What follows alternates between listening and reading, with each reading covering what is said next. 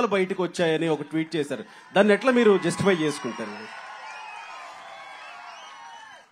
నా తల్లి సూపర్ అబ్బా. నేను ఈరోజు ఈ స్థాయికి వచ్చాను, ఈరోజు ప్రజల ముందర నిలబడి నేను మాట్లాడగలుగుతున్నానంటే దానికి కారణం నా తల్లి. నాన్నగారు ఏనాడు పట్టించుకోలే నేనేం చదువుతున్నాను, ఎక్కడ చదువుతున్నానని. ఆయన ఎప్పుడు రాజకీయాలు ప్రజాసేవ అనుకున్నారు. కానీ నేను బాగా చదవాలి, దేశానికి సేవ చేయాలని తల్లి నమ్మింది, అలానే నన్ను ప్రోత్సహించింది. ఇక్కడున్న మీ అందరు తెలుసు, అమ్మ ఏనాడు బయటికి రాలా, రాజకీయాలు చేయలేదు. అన్న ఎన్టీఆర్ ముఖ్యమంత్రిగా ఉన్నప్పుడు కూడా ఒక కూతురుగా అమ్మ బయటికి రాలా. బాబు గారు ముఖ్యమంత్రిగా ఉన్నప్పుడు కూడా భారీగా ఆమె ఎప్పుడు బయటికి వచ్చేది కాదు. ఆమెకు ఒక వ్యాపారం ఉంది, పాలు కూరగాయలు అమ్ముకుంటూనే హాయిగా బతుకుతుంది, ఎప్పుడు బయటికి రాల. అలాంటిది ఎప్పుడైతే జగన్మోహన్ రెడ్డి గారు చంద్రబాబు నాయుడు గారిని అరెస్ట్ చేశారో ఆ రోజు నిర్ణయం తీసుకున్నాం, ఇంకా ఇది యుద్ధమే, వదిలిపెట్టకూడదు. తప్పు చేయని వ్యక్తిని 53 రోజులు జైలుకు పంపిస్తే మనం ఇంట్లో కూర్చుంటాం కరెక్ట్ కాదు. అందరం రోడ్ ఎక్కాలా, పోరాడాలా, ఆంధ్ర రాష్ట్రాన్ని కాపాడాలని. అమ్మా మా తల్లిని కూడా అవమానించారు. తల్లి శాసనసభ సాక్షిగా మా తల్లిని అవమానించారు. ఆనాడే చంద్రబాబు నాయుడు గారు చెప్పారు, మళ్ళీ ముఖ్యమంత్రి అయిన తర్వాతనే నేను శాసనసభలో అడుగు పెడతానని. అమ్మా ఈరోజు మనం చూస్తున్నాం, ఒక మహిళా మంత్రి ఉన్నారు, జబర్దస్త్ ఆంటీ. నేను ఎక్కడో మాట్లాడినప్పుడు మహిళల తరపున మాట్లాడినందుకు ఆమె మహిళల్ని కించపరుచుతూ నాకు చీర గాజులు పంపిస్తానని తల్లి.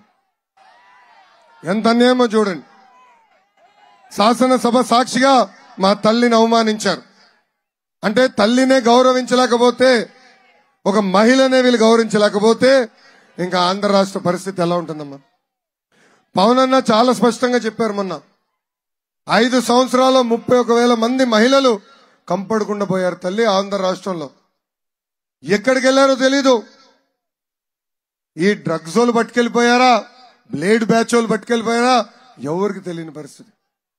31,000 మంది మహిళలు ఈరోజు గల్లంతయ్యారమ్మా.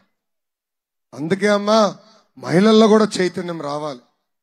మనకు కూడా మంచి భవిష్యత్తు ఉండాలన్నా, మనం ఎప్పుడు బయటికి వెళ్లాలన్నా, భయం లేకుండా తిరగాలన్నా మళ్ళీ తెలుగుదేశం, జనసేన, భారతీయ జనతా పార్టీ ప్రభుత్వాన్ని, మీ పార్టీని గెలిపించాలి. రైట్. లోకేష్ గారు మరొక ప్రశ్న తీసుకుందాం ఇటువైపు నుంచి, ఈ రైట్ సైడ్ లో నుంచి తీసుకుందాం. ఎవరు మాట్లాడతారు? రైట్. మైక్ ఎక్కడుందా? ఎస్, అక్కడ వైట్ షర్ట్. తమ్ముడు చెప్పమ్మా. హాయ్ అన్న, నా పేరు హేమంత్, మాది విజయనగరం జిల్లా. నేను ఒక లా స్టూడెంట్ని. ఈ రోజున నేను అడగబోతున్న ప్రశ్న ఏంటంటే, రీసెంట్ గా జియో నెంబర్ 3 అనేది రద్దు చేయడం జరిగింది.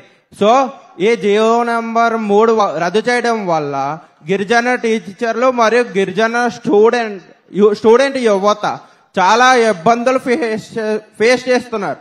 సో దీనిపై వాళ్ళు ఎంత ప్రొటెస్ట్ చేసినా సరే ఈ ప్రభుత్వం ఎటువంటి చర్యలు తీసుకోలేదు.